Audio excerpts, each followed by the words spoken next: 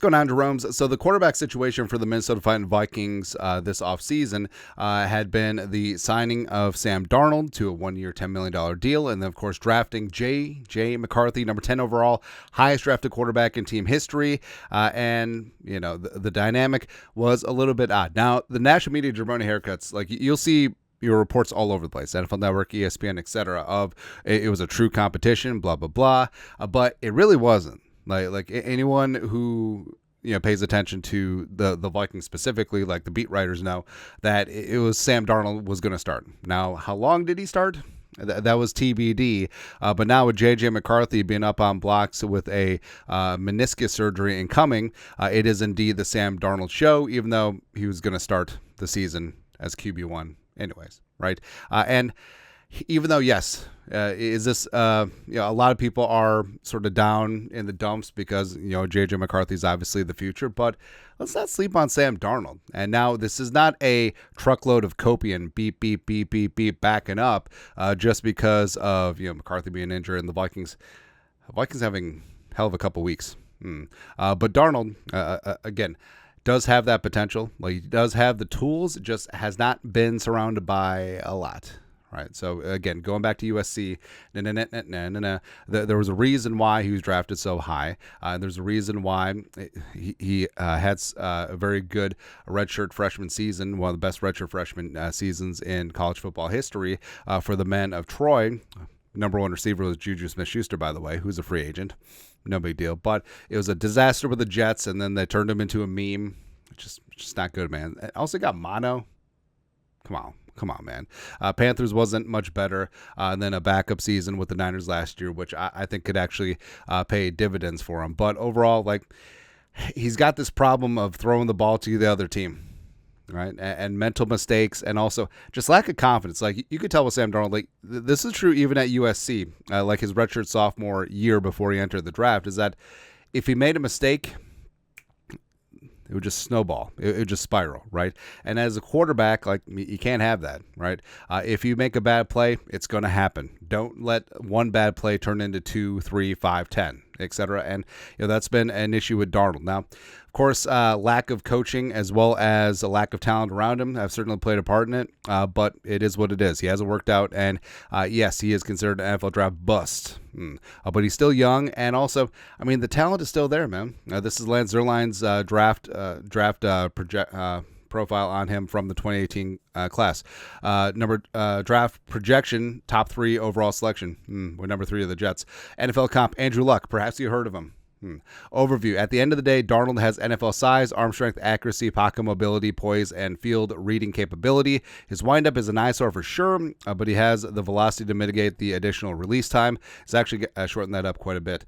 While Darnold has the mental toughness and talent to start tomorrow, early sideline seasoning could help him better process coverages in an attempt to eliminate future interceptions. Did not happen. Darnold has the tools to thrive in any system. It doesn't have to have perfect protection to succeed, which, buddy, you're in luck because he hasn't. His floor is solid starter, but has a ceiling to be one of the top-tier quarterbacks in the game as he gains more experience. But, of course, the Jets definitely beat that out of him, and then the Panthers just finished him. It's been rough, man. But overall, Darnold's been, after sort of an uneven start, he's been extremely impressive the last week or so.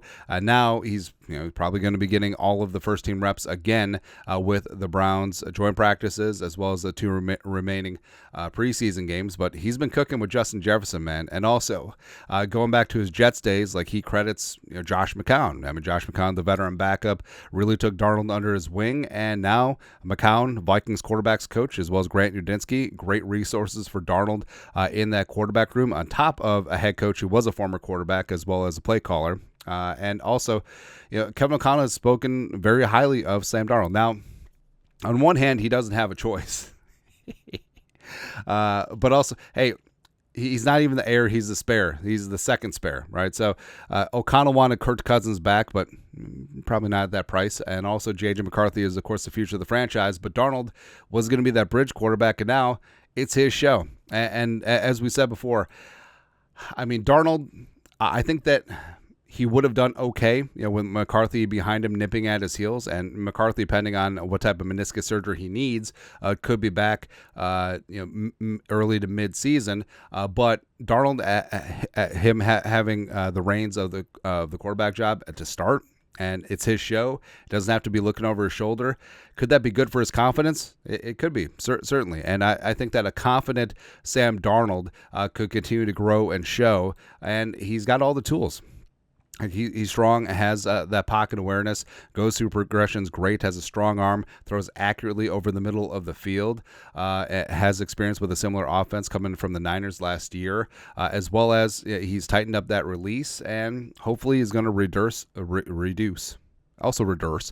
turnovers this year. And let's not forget, so Darnold hasn't gotten that massive contract yet. Like he signed like a medium deal with the Panthers, and then whatever backup deals and a bridge quarterback deal here with the Vikings. So he hasn't gotten paid yet, and of course that matters in terms of financial stability as well as respect. So I mean, in a contract year with the Vikings, I mean, he has a chance to show up and show out with the best weapons that he has ever had throughout his career.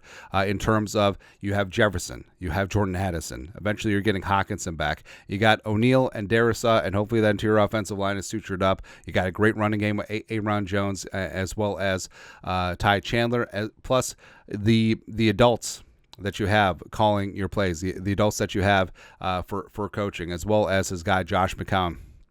Plus that Flores defense is going to be getting after things. So this is a massively good opportunity for Sam Darnold. And now, with McCarthy taken out of the equation for a while, could that actually be good for Darnold's confidence? Because he doesn't have to be worried about being replaced or getting that hook or fans booing him early in the season if he makes a mistake or two, and just wanting the kid being in there. So maybe 1-4 will indeed have himself a damn good start to the season, and maybe have a damn good year. Again, Baker, Geno, Rich Gannon, Jim Plunkett, all these comeback stories.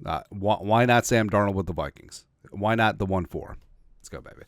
But that's it. Your thoughts are thoughts. It's the Sam Darnold Show. It always was going to be, but now it is officially. Let us know your thoughts, our thoughts, comment section below. Subscribe for daily Vikings takes. Want to support the work? Put a little something in the Venmo. But till next time, Skol, production value.